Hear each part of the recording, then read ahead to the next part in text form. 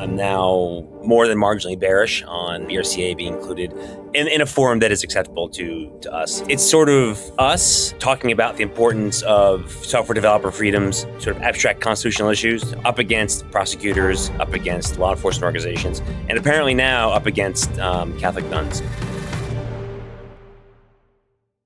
All right, ladies and gentlemen, welcome back to another episode of the world's #1 Bitcoin Policy Podcast.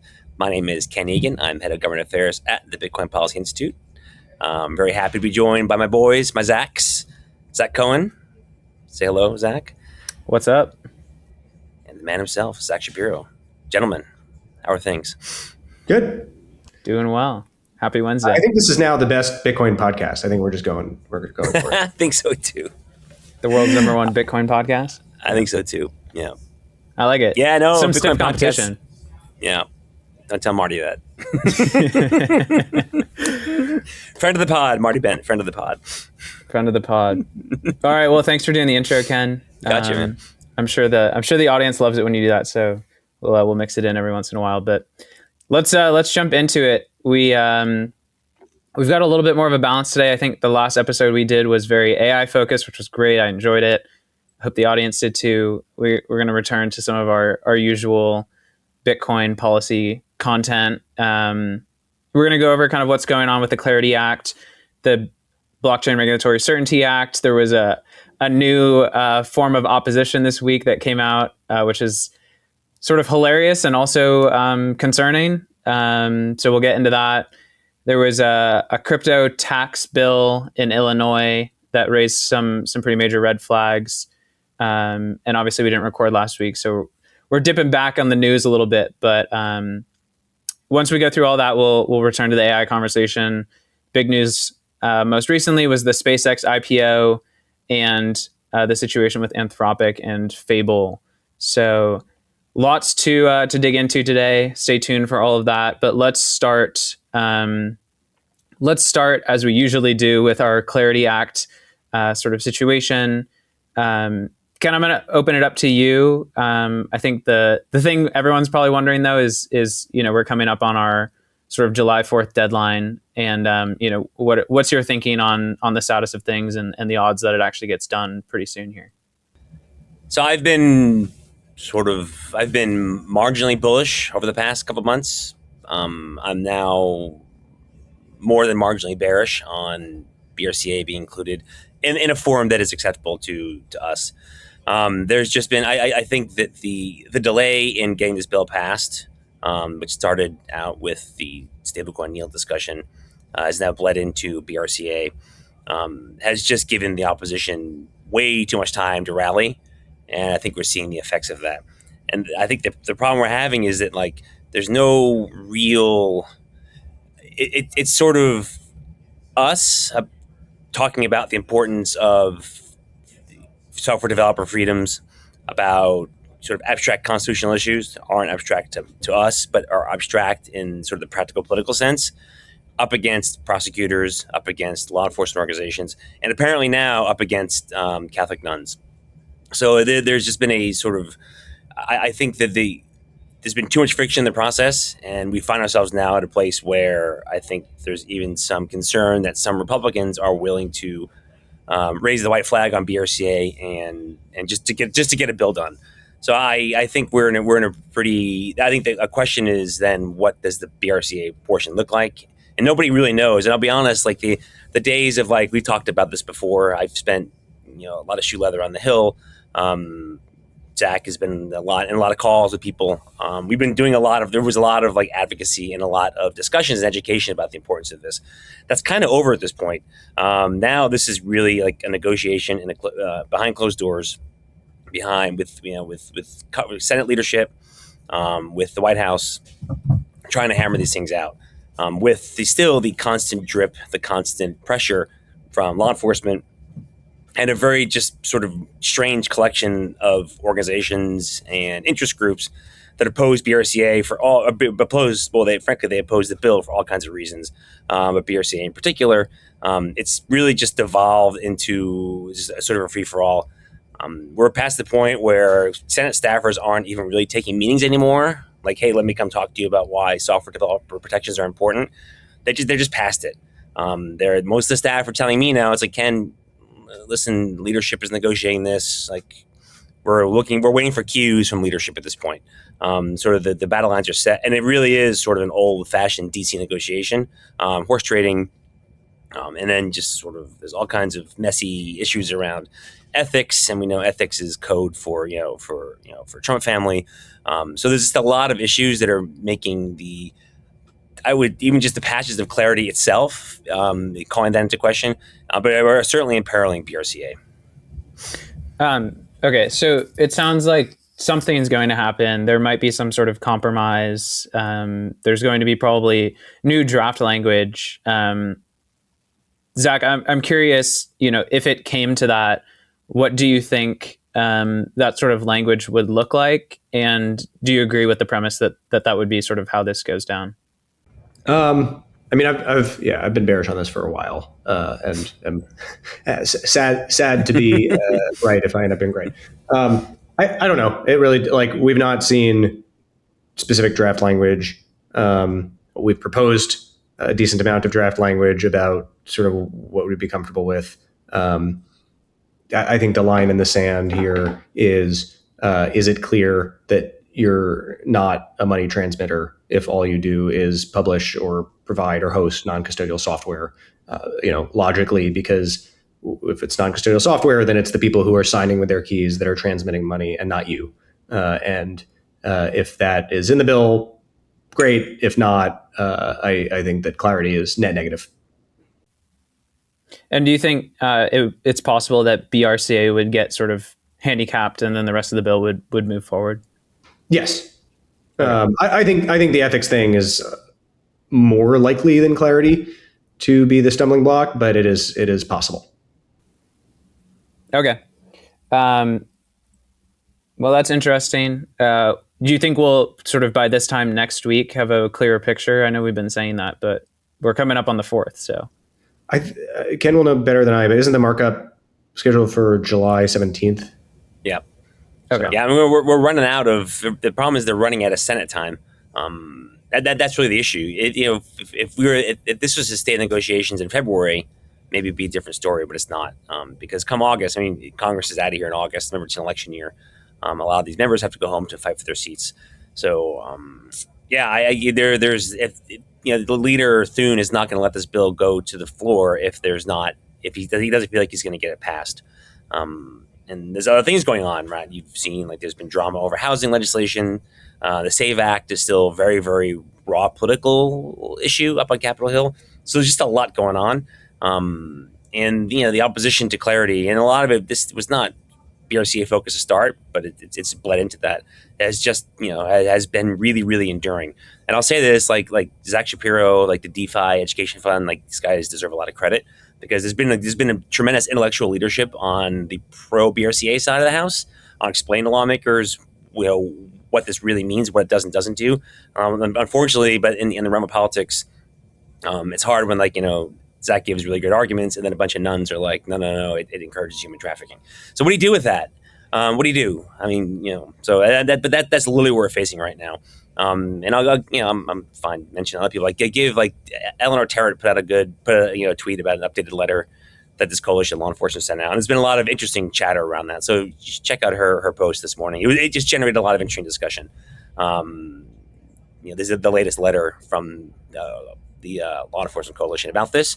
They're just not giving, and I think their reasoning is completely misguided and wrong. But in a realm of politics, that just doesn't matter. Brutal. Okay. Well, we'll circle back when we know more. The next thing on the list was this Illinois Digital Asset Tax Act data. Under Senate Bill 3019, Illinois introduced a first of its kind state level transaction tax on cryptocurrency, a 0.2% quote unquote privilege tax on the value of digital asset transfers. And it looks like the specific language here was it is triggered every time digital assets are exchanged, transferred, withdrawn, or moved to a self-custodial wallet. Zach, what are your reactions here? This seems pretty bad. Yeah, I mean, as a policy matter, it's terrible, right? It applies. You transfer from one wallet you have to another. There's this tax, moving things to storage. There's basically strict liability for exchanges to have to make sure this tax is paid. They are the backstop, and so it's going to make it very hard for exchanges. Some of whom I work with as clients that they don't really know how this is going to work in the state of Illinois, and it's a pretty terrible own goal. There's no sugarcoating. Maybe it's illegal, right? Hopefully, there are litigators who will challenge it under the state constitution, or maybe even under the federal constitution. But I think what this story really is more about is anti-crypto sentiment, right? Like, this is not a law that would pass if people didn't just kind of despise the crypto industry. Some of that is just the populist moment. Some of that probably is deserved from the industry, and sort of not so much the Bitcoin side, but over promising, and then sort of delivery of vaporware, and a lot of people losing their shirt. And the sort of, I guess, one solace I'll take in this is maybe we are going to see a cleansing moment, right? I do think that there's a lot of sort of nonsense that needs to be revealed as nonsense and fall away before some of our policy messages will land, right? The whole mission of BPI prior to sort of our policy thinking is to get people to take Bitcoin seriously. And it might be that there's a lot of pain and differentiation between Bitcoin and other crypto stuff that needs to happen. But sort of the one maybe silver lining of this Illinois law is maybe we are towards that rock bottom moment that's necessary for a reset. Yeah, Ken, I'm curious on the sort of politics of this. Is this something that came out of nowhere? Is this something that has been sort of on the radar for a bit? And I guess another question is to what extent does BPI's work on federal policy sort of touch something like this? Does it make something like this sort of harder to push through, or is this really just kind of the states moving independently? No, I think, there's no the crypto, even states doing things locally. There's no, it's a national issue, right? Even this is not the kind of issue that can just remain remain salient for one state. It's not the way this industry works right now. And in Illinois, John, I know there's a good group of Bitcoiners trying to organize out in Illinois, doing some good work, but they're fighting an uphill battle. And let's not forget that one of the biggest opponents of this industry in Congress is Senator Dick Durbin from Illinois, right? So it's never been, unfortunately, on this full state level. The political culture just doesn't like what we do and who we are. I take irony in a guy who inherited billions of dollars is taxing you 0.2%. When you move your couple of nickels of Sats off Coinbase to your wallet. No, but I sort of agree with Zach's sentiment that this is sort of peak bottom. It's the dumbest thing ever. I try to get your head around. I talked to one of the guys out in Illinois, and what do you do? It's just bad politics. But there's it's not the dumbest thing we've heard some of these lawmakers do at the state level over the past couple of months. It's probably not the dumbest thing we're going to see this year. So, just based on certainly some of the primaries that happened yesterday, and maybe up in Zach's part of the woods. So, I think it's posturing. It's just sort of the political establishment in Illinois telling the world we're anti crypto, so to speak. It's too bad. Maybe it's unconstitutional. It's probably very difficult to enforce. I think you'll probably see some changes just leave. I don't know. Why would you do business in Illinois if it's going to become increasingly hostile? We'll see what happens. But for me, it's just another guy who inherited his money taxing you and me because he just happens not to favor something. Yeah. Let's touch on on those primaries that you mentioned for folks who weren't sort of clued in on that. There was, I guess, 3 primaries where Mayor Mamdani endorsed the candidates, and all 3 of them won and are likely to have seats in the House of Representatives because they're sort of likely Democrat races. So, Zach, let's start with you. The resident New Yorker here. Do you find that concerning? Do you think this is going to be sort of a broader trend? And I guess like a broader question is like, how do you think they're going to treat the policy areas that we care about? Like what is the platform for, AI, freedom, tech, Bitcoin, et cetera? Yeah, I don't find it that surprising. I think we are going to see more of this. We are going to see more and more populism. I think technology regulation and economic populism are going to be the biggest themes of the coming years. Right? Probably, I think the biggest thing in the election in 2028. Those trends are only going to grow, and in many ways, this is similar to stuff we've been talking about for a while. Right? The Cantillon effect, the problems with money printing, sort of the systematic inequality in the system, like that's all real and playing out exactly the way we said it would, except for the Bitcoin price. And that has effects, right? Like and people feel like they're getting a raw deal, and they are. Like we have the viewpoint that sort of more freedom and sort of empowering the individual more and reining in sort of the state's control of the money supply more is a better solution to it than socialism. But I think this is a different proposed cure for an illness that we agree on. And unfortunately, I think that is going to have bad side effects for the freedom tech we believe in, right? If you think the diagnosis to this problem is more state control, then you're going to be opposed to things that limit state control, like access to open source technology and open source money. I think this is going to be a real challenge. And I think one of the things that we need to get better at is speaking to the very real issues that are driving this sort of animated populist politics and explaining why we have a better answer. So is that to say that, some of the things that we're proposing could, in theory, sort of appeal to that subset of people? Or do you think they're sort of opposed? Well, I mean, I don't know. There's a psychological question, like maybe, but logically, yes. Yeah. Right? Like, if you want the quality of life for the sort of poorest New Yorkers to be better, I don't think that taxing, driving away the most important parts of our tax base by standing out front of Ken Griffin's house and calling him a bad person is the most effective way to do that. We need to build more housing, right?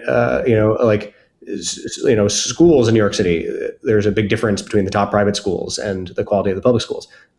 Allowing technology that democratizes the access to information and high quality education seems, better than, getting rid of like the best public schools because that's somehow, unfair that people, poor kids who work hard and test well, get the opportunity to go to Stuyvesant and Bronx Science. And so yes, I think that like the problems that are driving the populism are real problems. And there is a freedom-oriented solution, and then there is a giving the state all the power solution.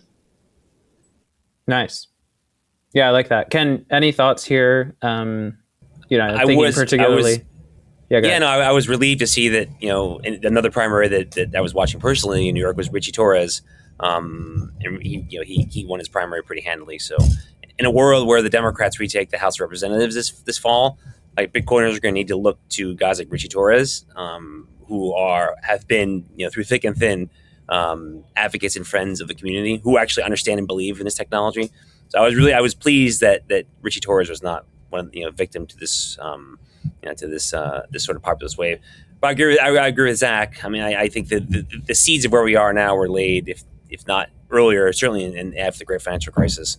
And I think that when you have this kind of inequality, it tends to be a race to the bottom in terms of politics. And I think that's what we're seeing. And it's not going to be just on the left. I think you see it on the right as well. Cool.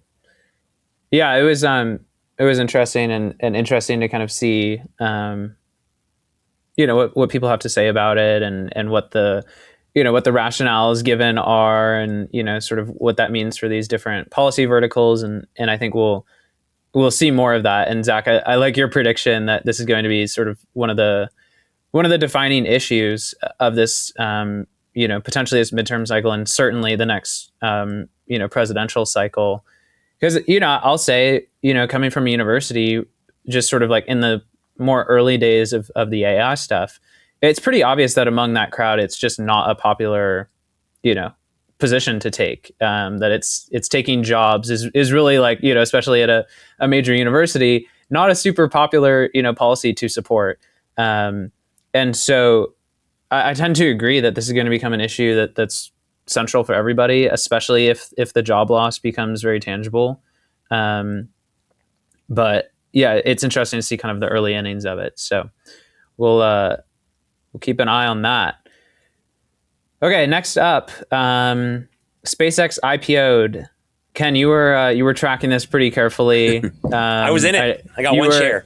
You were slightly disappointed at your allocation, but yeah, what do you think are the takeaways from this first sort of major, AI company, so-called IPO, and what might it mean for the other ones? Yeah, I'll declare my bags. I was issued one share of SpaceX of like the 5 I requested. I did it really just as an exercise. It was very interesting the way it was done and sort of applying to be a part of it.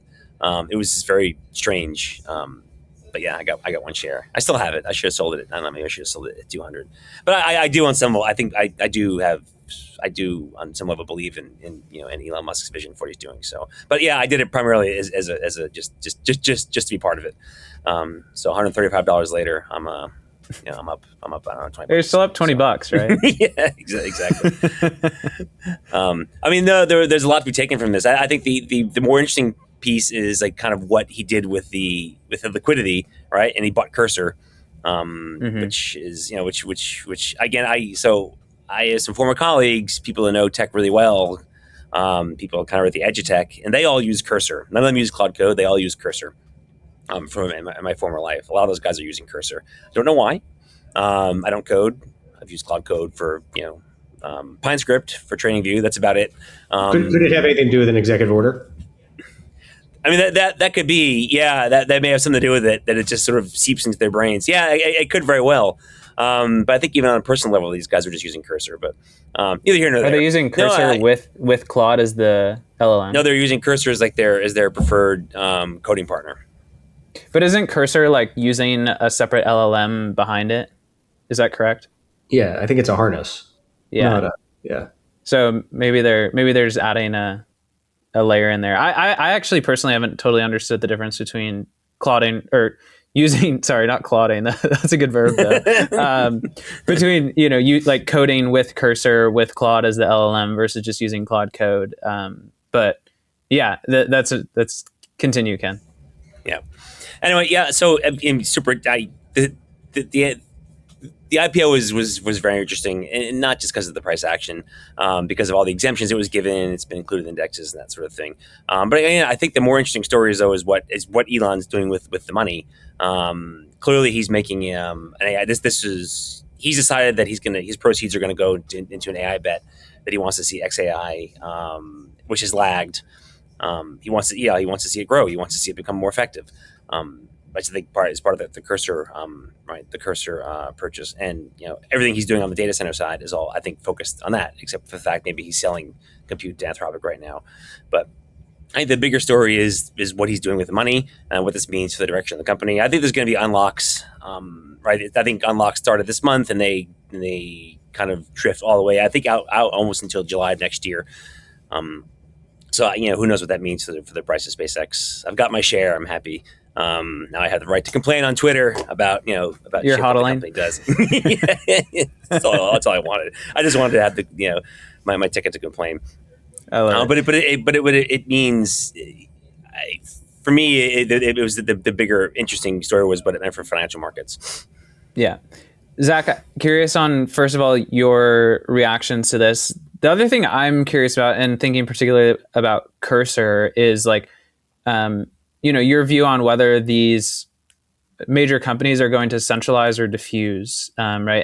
And what I'm really thinking is like, are these companies going to continue sort of acquiring as much of the underlying infrastructure as possible, as much of the software that's kind of built on top of the LLMs as possible? Or again, does this kind of like spread out and, maybe Anthropic and OpenAI get sort of unseated over time? Well, I think those are separate questions. So acquiring infrastructure, yes. I think we've seen, particularly just like, with compute, it's the lifeblood of these companies. Anthropic was meaningfully hobbled by its lack of access to compute. It had to, go and make the deal with Elon. And they're trying to lease data centers directly now.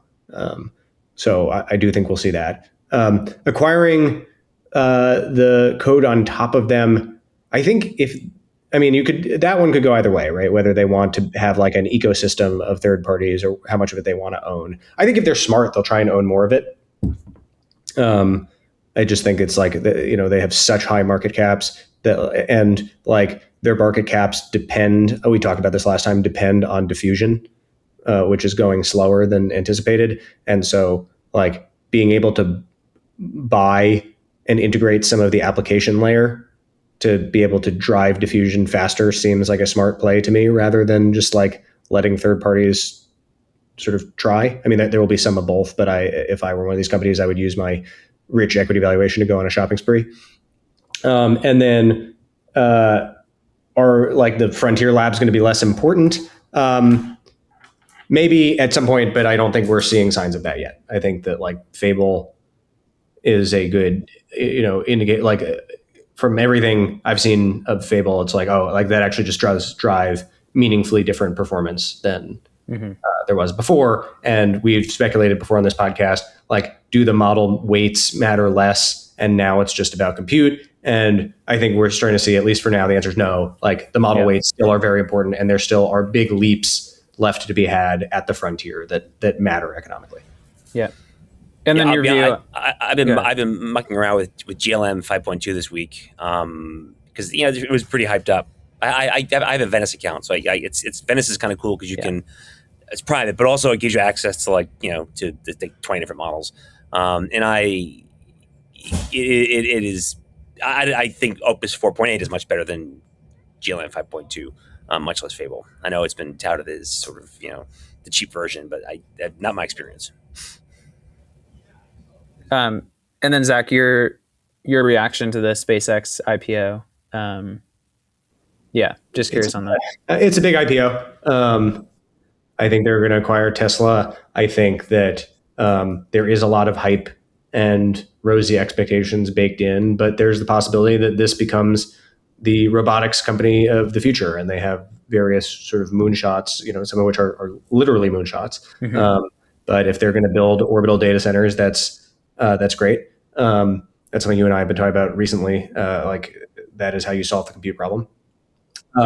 The Tesla robots, I know that's a separate public company, but I'm sure that they're going to merge. That tied to the space stuff and tied to XAI is potentially really interesting if they pivot XAI and the enormous amount of compute they have. Instead of trying to compete with Anthropic and OpenAI, they go all in on like the robotics AI. That would be a smart play. And so this could be, if it becomes sort of like Elon Corp, it could be huge.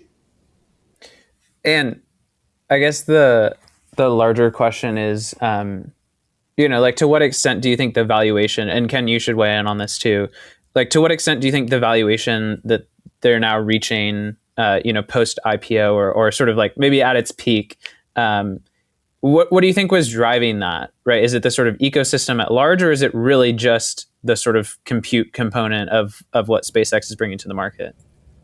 Oh, it's not. Go ahead, Zach.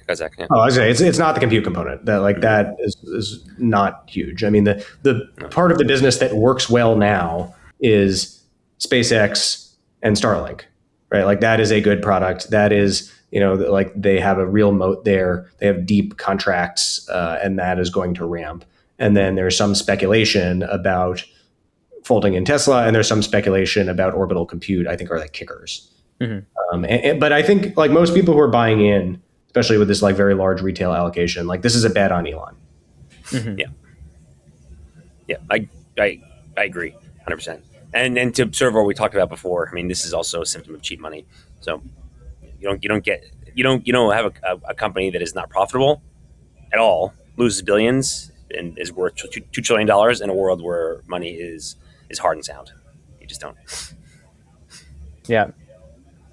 Okay, let's talk about Fable, because I think this is really the most interesting story, and something that's really intersecting with what we're thinking about at BPI quite a bit. So let's see, I think, I guess it was early last week, and we're recording Wednesday, June 24th.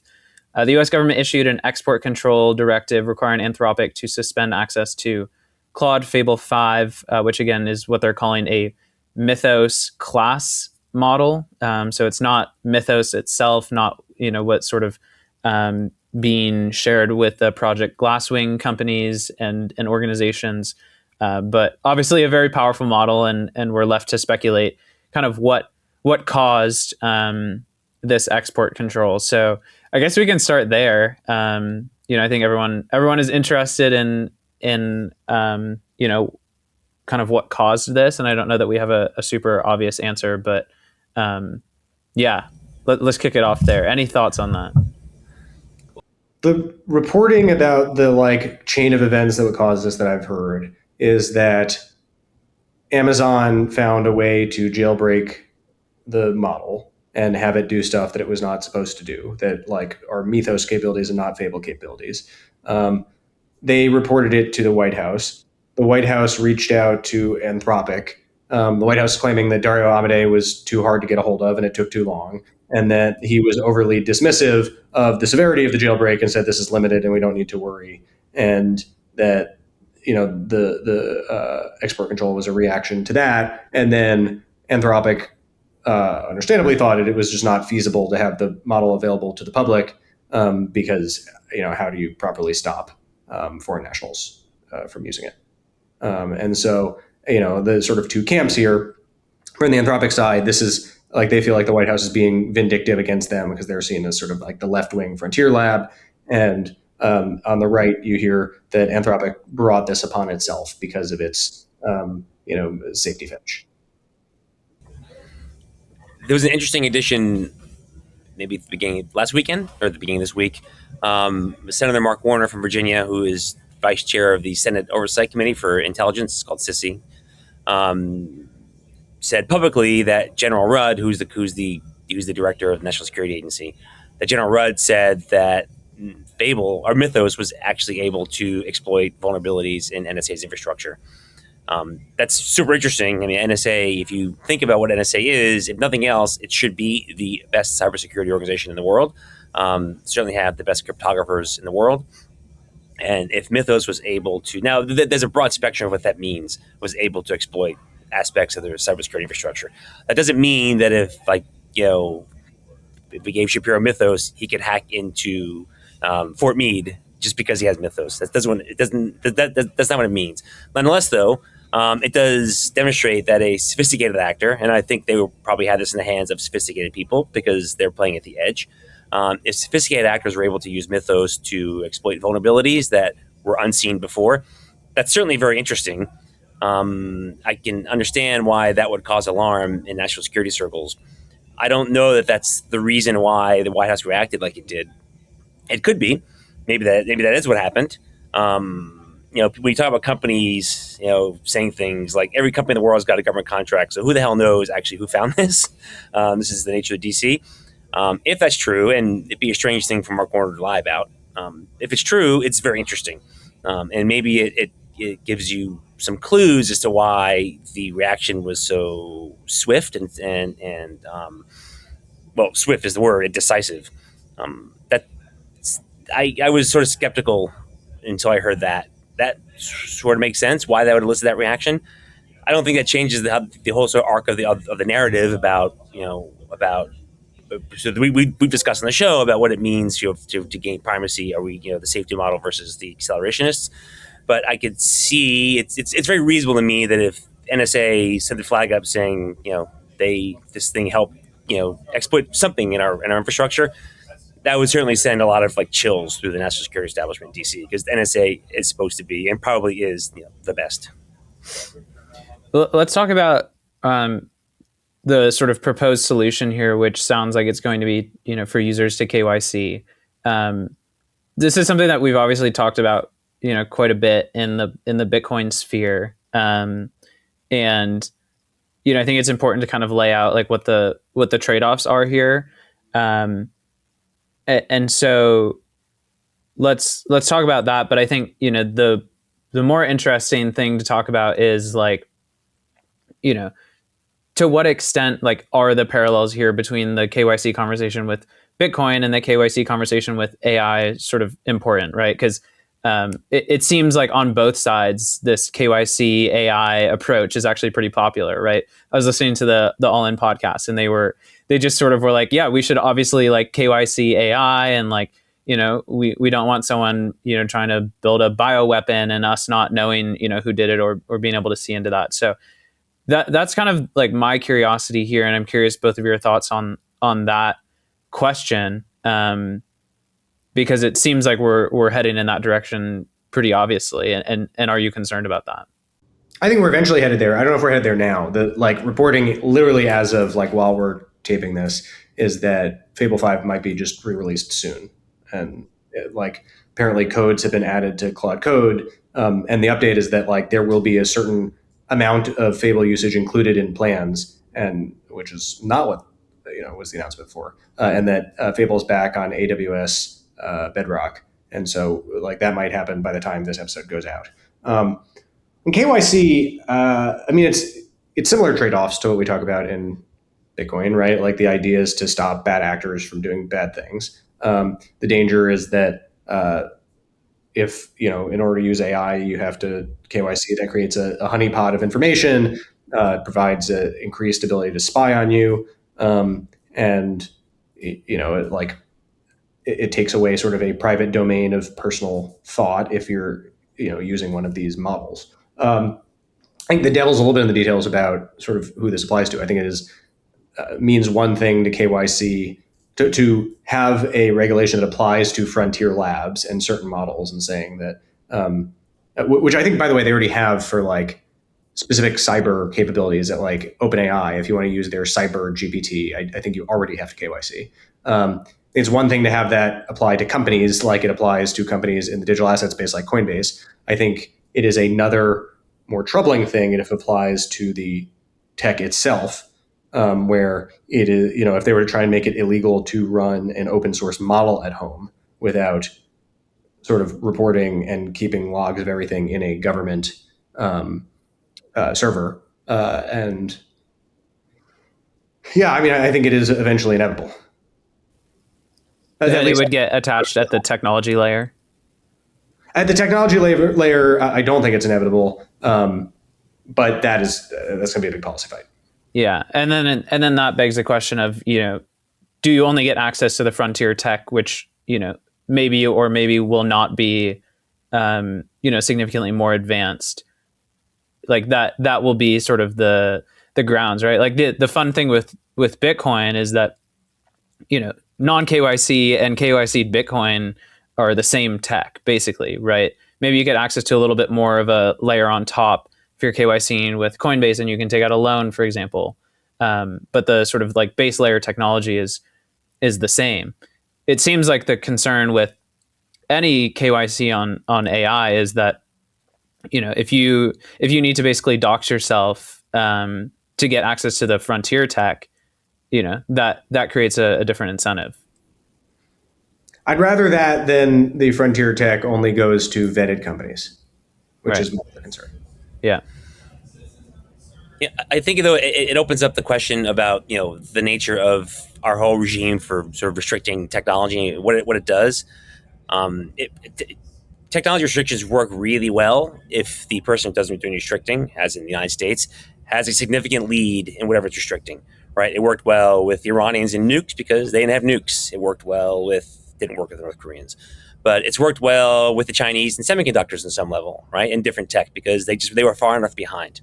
But the whole basis of a export control, restriction, sanctions is it presupposes a significant lead that the other actor will not easily surpass.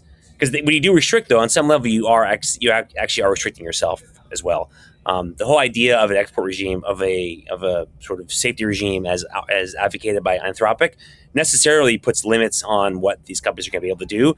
I think on some level, I do subscribe a little bit to the notion that Anthropic did get a little bit what they asked for when the government suspended sales of Fable. But the reality is the Chinese we're not in a situation now where China is so far behind us in terms of technology. Nothing else, it's certainly debatable that restricting, putting limits on actually American companies will serve the same purpose in the air race as it has in other sort of other technologies, whether military related or whatnot. Grace Shao was on Odd Lots this week. She has an interesting Substack, and she writes a lot about the Chinese AI sector. And her contention is that the reason why the Chinese on some level are behind is because it's simply a matter, and this is probably not entirely true, but there could be some logic to it. It's a function of training data that, Anthropics, the OpenAIs of the world pay a lot of money for exclusive rights to training data, and those rights grant them exclusivity for certain time periods. But once that time period's up, the data is a lot cheaper and it can be sold to anybody. A lot of the training data is sold by U.S. companies or global data brokers that Chinese open models are buying at a fraction of the cost that, the American frontier labs are buying, for example.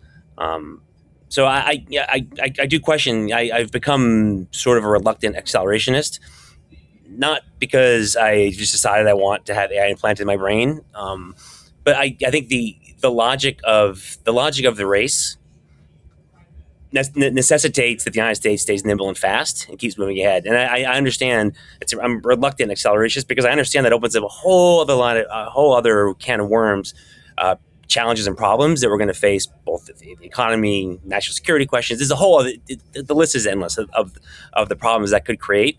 But at the end of the day, though, I don't know that there's enough space between us and our nearest competitor where putting brakes on the technology will ultimately serve the purpose. I think it risks actually becoming self-defeating to a point where that gap closes very, very quickly. And then the world decides to build, the rest of the world is going to build on a stack it has access to. It's going to build on stacks that are not, on some level, at least not censorable by another government. Maybe they want to censor them. But on stacks that are not censorable by a foreign government. They're going to build on stacks that simply they can use and are economical. Right now, if you go to HubSpot, right, like the most downloaded models are Chinese models, and there's all kinds of reasons for that. I don't know that. I think it's the censorship reason yet. I think they're just cheaper. But that we're in the early days of this competition. That's going to change. So I'm very skeptical of the idea that we will be able to sort of keep. I'm very skeptical of the idea that through government management, through sort of the safety regime that we are. I think it would accomplish its goal domestically. I think it risks catastrophic failure in the global AI race. Interesting. Let's double tap on that really quickly, right? Because I think the conversation that this opened is and not opened, but maybe continued, was what is the relationship going to be between the frontier labs and the United States government, right? Ken, we talked about this last week. You were like, hey, this, like, putting an export control on this is a pretty big deal. So can you sort of explain that, why it's such a big deal? Is there precedent for this?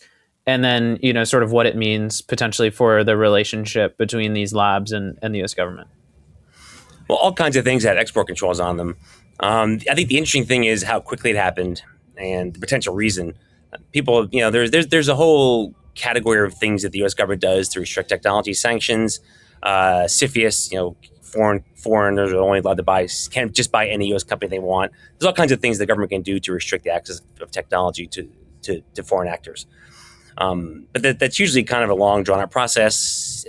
We're also in a regime where it's pretty rare that technology moves this quickly and is as quickly dispersed throughout the economy as happened, for example, 2 weeks ago with Fable 5. So I think that in itself was unique. And I'm not arguing. There's gray space here a little bit. If a frontier lab releases a model that's able to do something destructive, we're going to have to figure out ways to mitigate the release of that, the use of that. But the problem we have, I think, in the whole export regime, the whole export control regime, is that it's always permanent. It never evolves. You simply control or put limits on things, which inevitably put limits on companies and put limits on innovation. but those rules are rarely updated. They're not updated at the speed of development. They're certainly not updated at the speed that these companies would normally be working. So this was interesting. I don't blame DC for doing what it did, because if what Mark Warner said is true, it's pretty revealing. And I think we're just trying to figure out what that looks like. So this is not to indict the decision. Maybe in retrospect, it was the right call if what they're saying is true about the National Security Agency. I think specifically, at least the reporting I heard, is this was an internal pen test, and at least what I heard, it breached substantially all of their classified systems in hours. Yeah, is the reporting. Yeah. So like, we do with that. The government did what it had to do. But I don't know that defaulting to the old model, which is what we are at risk of doing, the old model of dripping out, because the technology we tended to control in the past, it was mostly military applications. There's never been a technology, you can make the case, but nuclear, but the whole world has nuclear power if they want it now. The idea that we're going to restrict and how to restrict access to technology that's going to revolutionize everything about the economy, manufacturing, education, healthcare, everything. I mean, everything. AI is going to be in everything in the not too distant future. Certainly, the old method of just like dropping a hammer on them and saying no, it will not be exported, or there's a slow government process, is not going to work. It might have worked again had the Chinese a couple of years back decided we're not going to get an AI game. We're going to continue to focus on something else, but they did. And the fact is, they are not going to play by the same rules because they're interested in a different sort of global dominance. So I don't want to seem extremist here. This is why I say reluctant, because I'm not, in the sense it's not black and white. I think there is space for the government to manage the release and the impact of these tools on the economy, and certainly on national security. Not just national security. How about like healthcare, everything, right? But I'm concerned that that the voices who are sort of the traditional restrictionists are gaining favor, and I think that in this case is ultimately will prove self-defeating. Zach, same question to you. I know you got to run, but yeah, just curious on your view of this question of the involvement between the frontier labs and the government, and does this tell us anything about the direction that's going? Yeah, I mean, I think this breaks one of the seals, but I think similar to the populist question, like this is only the very beginning, and this trend is going to continue, and there is definitely going to be power. Like, there's definitely going to be increasing calls for nationalization or closer coordination between the government and the frontier labs. I think that's inevitable, and I think it's going to be important to have open source as a counterbalance to that. Do you think that's inherently bad? I think it has the potential to be bad. I think it's also like these things are going to control the economy and be critically important for national security. Like if we're moving towards AGI, like this is, it's too big for the government to leave alone. And so, it's just hard for me to imagine a world that is so dominated by frontier labs and the government just kind of lets that happen on its own course. And, Dario Amodei gets to be emperor. Yeah, that's a little scary. Well, cool. We'll let you go. Ken, I'm gonna hold on to you, and we'll finish out the hour. Ken, he said goodbye this time. He didn't just hang up. Well, we had to like catch him before he jumped out. Ken, let's talk about Iran. I want to just get back to that really quick on the AI piece. Like I think we're sort of all saying the same thing in just a different way. I know at BPI we're people ask why we talk about AI, but it's adjacent to what we do, and we're also really just interested in freedom tech. And AI could be very powerful freedom tech. It could also be very, very powerful surveillance tech. Mm-hmm. So this is something that we are just, it's in our temperament to think about this, despite the fact maybe it's not in our name. But I don't want to rush to judgment about how the government is going to has handled and will handle releases of very sort of powerful technology in the future. I think the question is all about a disposition, sort of an inclination, because my concern is we move toward an inclination that becomes restrictive, when in reality, when we're in a regime where we just don't have the lead that we've had in the past with certain technologies. So I don't know. We'll see. It's interesting to talk through. I've been trying to write about it a lot because it's kind of complex. I don't really know what I'm not convinced of what I think right now. I think I'll probably evolve. I don't think any of us are. I think anybody who's convinced right now will probably just not think about it hard enough. Oh well, we'll see. But I think it's a tough time to be a policymaker. For sure. Yeah. Yeah. Right. Little teaser here. Actually, we did kind of a soft launch for our summit, but one of the premises of the summit is like, we're basically at a crossroads, right? Like policymakers have in theory, once in a generation task of sort of writing the rules of a big set of new technologies that are sort of including AI and accelerated by AI that are going to set basically the course for freedom, not just in the United States, but globally. And we live and breathe this stuff every day, and just these things, right? These policymakers have a big portfolio, so it's a Herculean task. It reminds us why we do what we do day in and day out. But it's also good to kind of remember, this is a real kind of high stakes moment.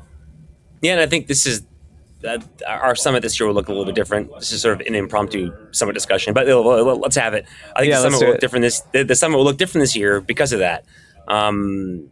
We are, inside BPI now, we're wrestling with this. We talk about it all day long. It has implications for Bitcoin. It has implications for freedom tech. It has implications for human flourishing. I think that the challenge is, the permutations are literally endless. This is why I think a lot of us now are more comfortable saying we have inclinations rather than sort of firm convictions about how the government should handle this. I do have conviction in terms of like direction, but what does that mean? But I think that part of the summit this year is going to be to bring some really smart people with different perspectives, to talk about how this Bitcoin and other emerging technologies will affect just that. Your digital freedom, your ability to flourish as a human being. Mm-hmm. Yeah, a high stakes conversation. More to come soon. There's some preliminary information on our website, btcpolicy.org/summit. You can also request an invitation there. We got a small room this year, so we're keeping it tight, but definitely submit that form and we'll consider whether you're a good fit. So let's put that aside and get to the Iran conversation, because I think everyone likes to hear what your take is on these things. So let's see. There was an MOU signed maybe last weekend. That your comment to me was basically is worse than what it was like before this whole war. So let's unpack that. Jump in here. And there are some goods and bads. For example, in the old format, the Iranians never renounced enrichment. In this MOU, the discussion is that they're willing to announce enrichment. I think the discussion is about the time frame. That's an interesting change. I think the fundamental issue, though, remains the status of shipping through the Strait of Hormuz, whether that remains open, whether freedom of navigation remains a principle that is something that we view in our national interest. But as you've seen, there's been sort of fighting on the sidelines. The Iranians, I think, will try to drag this out as long as possible to test President Trump's patience. That's just, I know there's a lot of people saying, well, they invented chess. Yeah, all these things are true, but it's also, this is how, when you're the weaker, sort of the weaker side militarily, this is what you do. You extend, you test patience, you raise costs, and you just hope that eventually your stronger adversary decides to do something else. And I think that's what the Iranians are going to continue to do. I don't think we have 60 days now. Oil is starting to flow partially through the Strait. Yeah, what are we at? Like $70 on crude? Yeah, and I think there's traffic's at what, like half of what it was before the war started. So boats are moving. There's still one of the best stories of this is still the resilience of the energy supply chains. Like, it's crazy that oil never got to like $200. But I don't know. This is not. I don't think that there will not be an end to this war. This is not going to be like Douglas MacArthur in Emperor Japan on an aircraft carrier with a signature. That's not going to happen. There will be MOUs. There'll be understandings. And this thing will sort of drag out and evolve forever. We'll see. I don't. It's hard to say because I don't think anybody really knows right now. Yeah. It's. I know that's very very sort of unsatisfying explanation, but it just shows you sort of the. I read there's a really great website called the Cipher Brief. It's mostly like former national security people, but there's a lot of good writing on it. And it's really interesting reading the differing views. But the one consensus among all the writers is that this thing, no matter what is signed, it's not going to end neatly in the sense that like both sides take their toys and go home. It's going to continue. There's going to be a constant push and pull over the Strait, over freedom of navigation, and frankly, probably over enrichment of uranium in terms of how much and when the Iranians can resume or not. This is something to keep watching. It's going to be an enduring problem. I think that whoever succeeds President Trump is still sort of dealing with the aftermath of this war. Mm-hmm. Well, it's good. You got to keep it a little vague so they come back next week. So, it's not marketing. Yeah, I don't know. Interesting. And so everyone's been pretty close mouth about it, right? The White House will say they agreed to inspections. The Iranians say no, we didn't. Like, what do you do with that? Right. What do you do with that? So.